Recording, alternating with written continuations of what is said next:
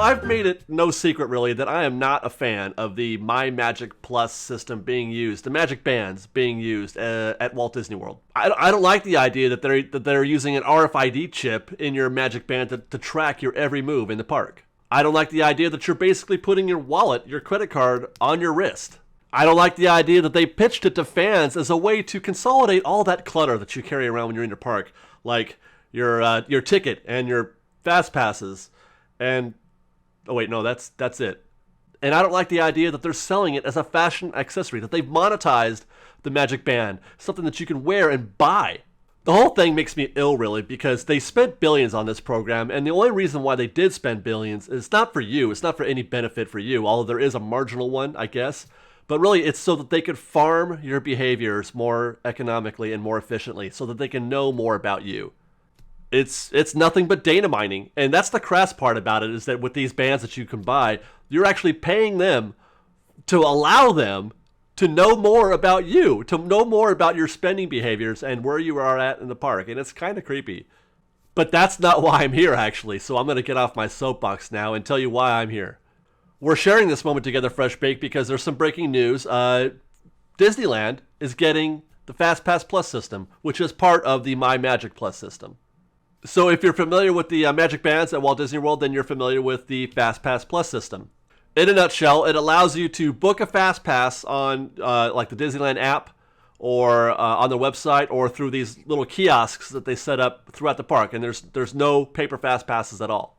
So how does it work? Well, FastPass Plus for Disneyland purposes is going to work just like regular FastPasses do for us in the park today. You get a FastPass, you book one for a given attraction, and then you got to wait at least another 45 minutes. Usually it's 45 minutes to an hour and a half or so to get your next FastPass, whether or not you use the first one.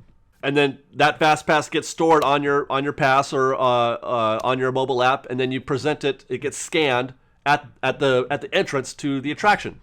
And because the mobile app or the kiosks that are throughout the park service every attraction, you don't have to go to Indiana Jones while you're over in Tomorrowland to get that FastPass. You can just do it right there while you're waiting.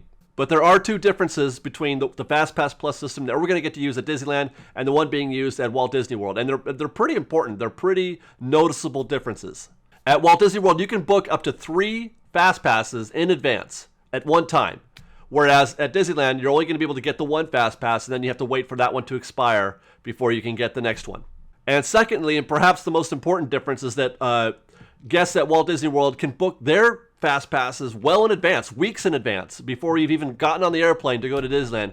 Whereas at Disneyland, you have to be in the park to book your FastPass. You have to have had your ticket scanned, and you can only do it that day.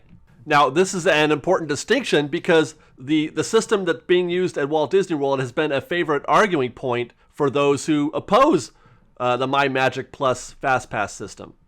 The idea that you can book a FastPass weeks in advance, 3 of them in fact, well in advance of your visit, is actually the antithesis of how we believe, because I count myself among those who argue against it, of how we believe that Disneyland should be experienced. Or the Magic Kingdom in the case of Walt Disney World. I believe that your Disneyland experience should happen to you. It should be something that's more organic and not carefully planned out well in advance. You should let the Disney wind be your guide. And those who agree with that assessment would ask, well, then why does Disney even allow that? Why does Disney allow guests to book it in advance? And why do so many Walt Disney World vets, people who've experienced MyMagic Plus, enjoy that feature? The difference is in the guests. The Walt Disney World, the Magic Kingdom, is a vacation destination. It's a place where people come from all over the world for weeks at a time, and therefore they have to plan their vacations more carefully. And while Disneyland might also be considered a vacation destination with guests coming from all over the world and staying there for weeks at a time, the majority of the guests that go to Disneyland are not these types. The majority of the guests going to Disneyland are locals, day trippers. You see, the idea, the benefit, the use of a Magic Band is completely lost on a day trip guest like myself. I just want to go to the park for the day, have the best time of my life, and then go home. I don't want to worry about all that other stuff. I don't have to worry about hotels or how I'm going to buy my stuff or how I'm going to book my FastPasses. Now, having said all that, and having discussed the differences, the nuances between the MyMagic Plus system and FastPass Plus at Walt Disney World and our FastPass Plus system, I would say that I can, in fact, get behind this new FastPass Plus system that's going to be installed at Disneyland. I am in favor of it. Actually, I don't even see a downside here. You save time, you save the walking, you save paper. Everything about it is a benefit to the Disneyland guest, as far as I can see.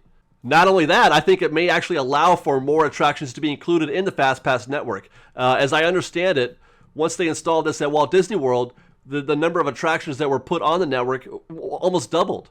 So it makes it easier to bring attractions in. Really, the only question for any new attractions being brought in is does the current queue setup of the attraction, does it allow for an additional FastPass queue? So yeah, I'm in favor of this, guys. I want to know, though, what you think. Are you in favor of adding the FastPass Plus system? Are you excited for it, or does it concern you? Are you afraid of the MyMagic system creeping into Disneyland? And if you are in favor of it, what attractions would you like to see get added to the network? I know a lot of you, and myself included, would say Peter Pan is number one on my list of attractions that should get a FastPass. But my only question is, in this example, is where do you put it? Where do you put a new queue, a FastPass queue for Peter Pan?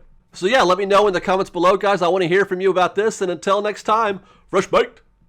We've got lots more videos for you to see, so grab a churro and check out our Star Wars Land updates from the Knothole Gang, or maybe our Secrets in History videos. Or you can just watch all of our weekly trip reports and have your mind blown by how much fun we're having. We truly are the best of Disney Bake Fresh Daily. And don't forget, you can support Fresh Baked by joining our Patreon campaign or by buying a Fresh Baked t-shirt. Thanks again for watching, everybody. Fresh Baked!